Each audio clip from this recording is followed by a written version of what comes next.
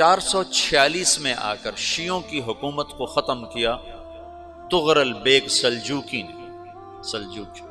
سلجوق مسلمان ہوئے تھے محمود غزنوی کے دور میں، سلجوق ان کے بڑے کا نام تھا۔ تو ایک دفعہ محمود غزنوی نے سلجوق سے پوچھا اگر مجھے تیری مدد کی ضرورت ہو تو کتنے آدمی پیش کر سکتے ہو؟ تو اس نے ایک تیر دیا، کہا یہ ایک تیر ہے میرا،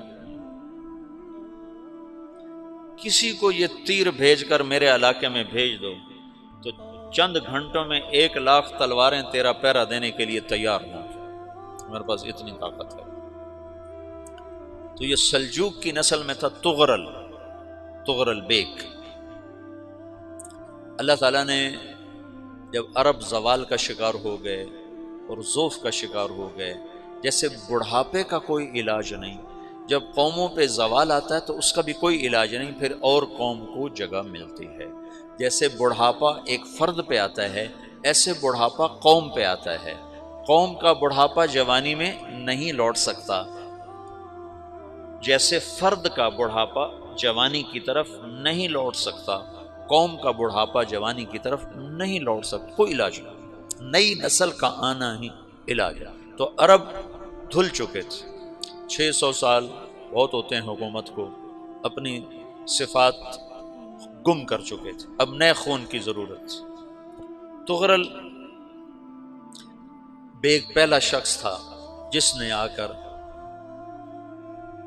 اہل سنت والجماعت کو استحکام بخشا، شیعوں کی حکومت کو ختم کیا، بغداد سے، شام سے، ان سارے علاقوں سے۔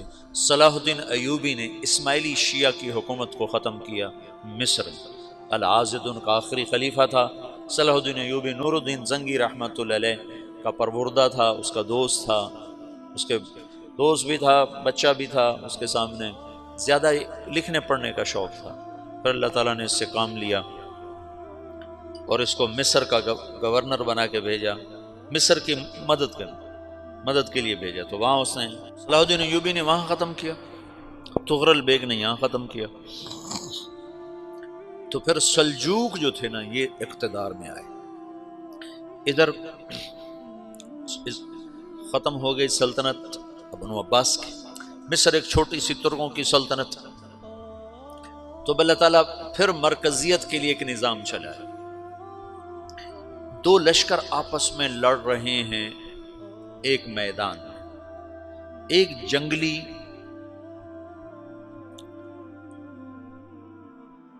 بدوؤں کا قافلہ، جنگل کے لوگ اپنے قبیلے کو لے کر، ایک جنگلی قبیلہ اپنے سردار کے ساتھ نقل مکانی کر رہا ہے ایک جگہ سے دوسری جگہ۔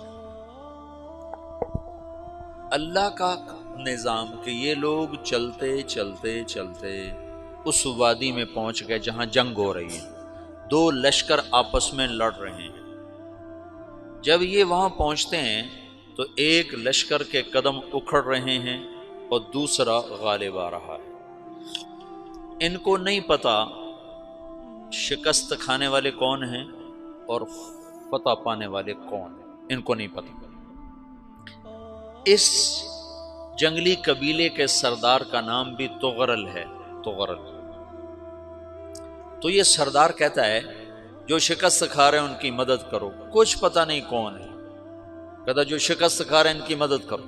تو 400 وحشی جنگلیوں نے فاتح لشکر کے پیچھے حملہ کر دیا۔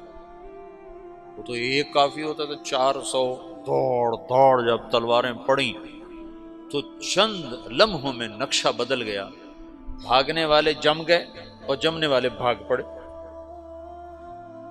جب جنگ ختم ہوئی تو شکست خوردہ لشکر کے بادشاہ نے ان کو بلایا، اسے پوچھتا ہے مجھے جانتے ہو میں کون ہوں؟ کہا نہیں۔ کہا تو تم نے میری مدد کیوں کی؟ کہا انسانی ہمدردی کی وجہ سے، تمہیں شکست ہو رہی تھی اس لیے تمہاری مدد کی۔ پھر اس نے اپنا تعارف کرایا، میں ہوں سلیمان سلجوقی، ترکی کا بادشاہ۔ مسلمانوں کا لشکر تھا اور تاتاریوں سے شکست کھا رہا تھا، تاتاری فتح پا رہے تھے، مسلمان شکست کھا رہے تھے۔ تو وہ اللہ کی غیبی مدد بن کر آئے، تو وہ اس سے کہتا ہے میرے ساتھ رہنا پسند کرو گے؟ تم نے میرے اوپر احسان کیا ہے، میں اس کا بدلہ دینا چاہتا ہوں، میرے ساتھ رہنا پسند کرو گے؟ کہنے کا کر لوں گا۔ تو اس کو لے کر ترکی آیا، اور استنبول اس وقت روم کی حکومت میں تھا، اس سے فتح کیا اس تغرل کے آگے چوتھے پانچویں پڑپوتے محمد فاتح نے۔ تو یہ استنبول ہے، یہ ترکی ہے، بیچ میں ایک چھوٹا سمندر ہے، یہاں ایک جاگیر ہے۔ تو سلطان سلیمان کہتا ہے یہ جاگیر تجھے وقف ہے، ادھر سے رومی مجھے تنگ کرتے ہیں حملے کر کر کے، تو میرا دفاع کرتے رہنا، یہ جاگیر تیری۔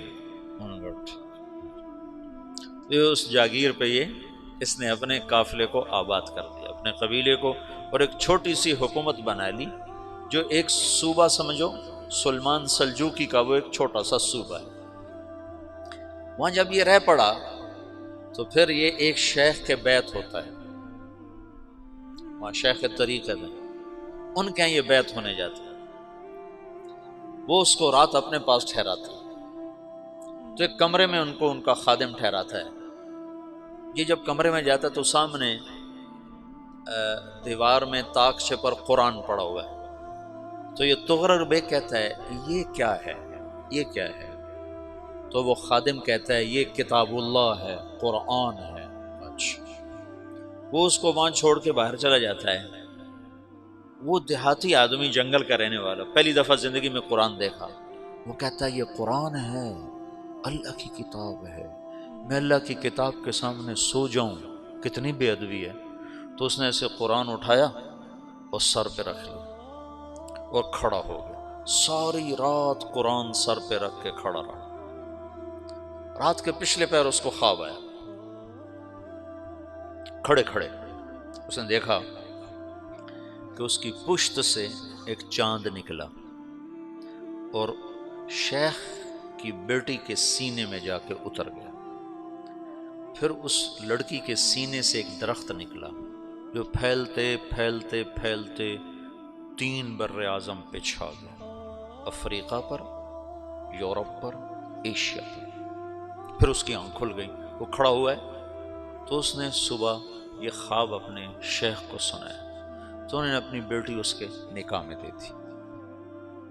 اس بیٹی سے ایک بچہ پیدا ہوا، تغرل بیگ نے اس کا نام رکھا عثمان، عثمانی ترک نام سنا ہوا، جو میں نے کل بتایا تھا کہ 1924 میں وہ خلافت ختم ہوئی۔ تو ایک بیٹا پیدا ہوا عثمان۔ عثمان نے پھر ایک نئی اسلامی حکومت کی بنیاد رکھی جو 1924 تک چلتی رہی، کوئی 800 سال یہ حکومت چلی۔ تو حکومت کا شیرازہ بکھرا، لیکن پھر جڑ جاتا تھا، پر وہ قرن اول والا جوڑ کبھی نہ پیدا ہوا، ٹکڑے بن گئے۔ ان ٹکڑوں میں اللہ لوگ پیدا کرتا رہا جو دعوت دیتے رہے، دعوت زندہ رہی۔ جو تربیت کا نظام تصوف کے ساتھ تھا اب وہ تبلیغ کے ساتھ ہے۔